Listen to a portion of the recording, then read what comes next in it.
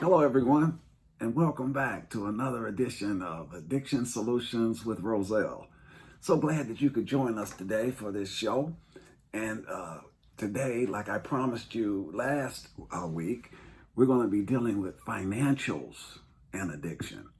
So remember the phase chart. This is another stop sign that when an individual reaches financial difficulties, will they stop and take a look? Do I have a problem? Am I addicted? Well, finances will definitely wake you up. It woke me up because I never, ever had any money. Like I told you in one episode, my check might as well have went to the dope house. Cut out the middleman, the bank, because that's where all my money went.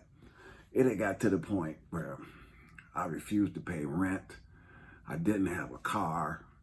I didn't want to pay utilities. Everything went for drugs. So now in this episode, not only is drugs and alcohol a big problem, but gambling. Gambling slides into this one real easy. And in some cases, gambling has taken first place. Yes, because you can go to the casino, scratch offs. Yes, I was caught up with scratch offs. After I got clean from drugs and alcohol, I found another addiction, which was scratch offs. So I thought I could win $1 million.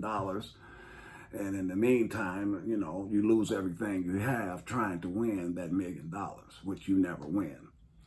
But anyway, the gambling is a serious issue because people go in there for the same thing we said, experimentation, how we talked about in the beginning, curiosity. Killed the cat. So they go in, what can happen to me? Look what I've got. I've got a home. I've got 2 cars. I've got a decent bank account. I got a great job. I got a great portfolio, 401k. I've got an IRA. I've got everything you can name. Kids, college, everything's covered.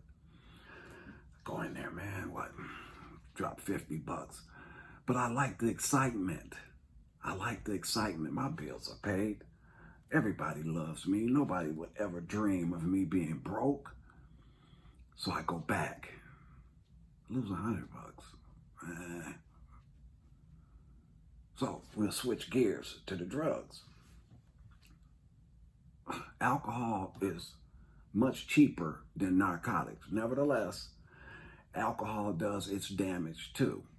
And the damage that alcohol does with the finances, drunk driving, got to pay an attorney, got to pay court costs, you got to pay to go to treatment.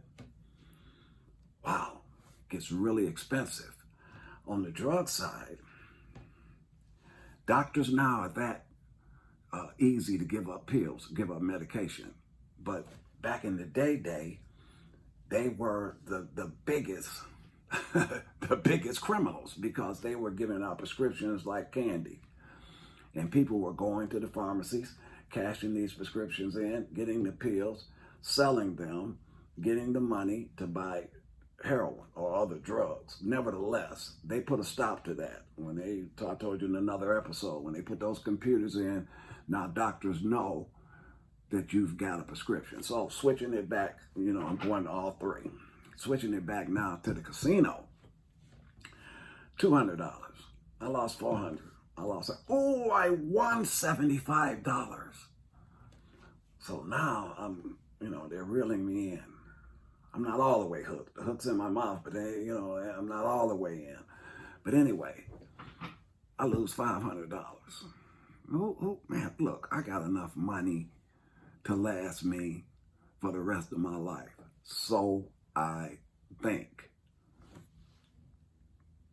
Man, I dropped $1,000 at the casino. Okay. Switch it back now to drugs. Heroin is expensive because you gotta keep doing it. You can't just do one. It's not Lay's potato chips. I bet you can't eat one. Well, yeah, we'll compare it. I bet you can't do just one. Because that body, that physical body craves the drug. So now you have to have it. So you got to get money to keep buying it. So you know, your savings and whatever is depleted quickly. Because if you're at this point now, you don't really have a lot of financial options. You might be receiving some kind of disability check or some other kind of check, but you're probably at this point not working. The alcohol issue, you might be able to still hold on to a job. These are what we call functional alcoholics. Yeah, they're alcoholics, but they can, they keep their job. They go to work. Nobody really knows their secret because those 5 days, Monday through Friday, man, they are really sober. Now, when they go home, they might have a couple of beers, blah, blah, blah. But the financial issues haven't hit them yet because they're still working. The person messing with drugs, they are done. I know I was done. What money didn't mean anything to me. I didn't even know who was on the bills anymore. It didn't even matter, because I was passing this on to somebody else. Now, the casino, which now in my mind has first place. Yes, they have taken over because people went in there in very good shape. I'm talking about husband and wife, both retired, savings, beautiful, everything, house paid for, cars paid for. Can you imagine losing all of that? But trust me, it happens. And it's happening now on a regular basis. They put out commercials warning people, if you have a problem, here's a phone number where you can seek help. Yes, they have Gamblers Anonymous. And yes, it does work. If you go to meetings, it can help you. But you got to go and get support because it's like any other addiction. It's just something where you just can't snap your fingers and you're done. No, it takes work. And if you're not willing to put in the work, you're going to continue to use whatever addiction category you're under. If it's the gambling, if it's drinking, if it's the drugs, your finances are going to be depleted. And pretty soon, everyone will know that they're depleted because you'll start losing things. Things will start disappearing. And we definitely don't want that. We want to keep up that image. We want to be functional, but you can't have it both ways. Either you're all in or you're all out.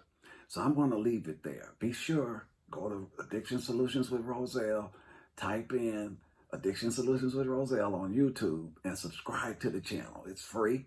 Tell your friends and family about this information, and I look forward to seeing you next week. Thank you.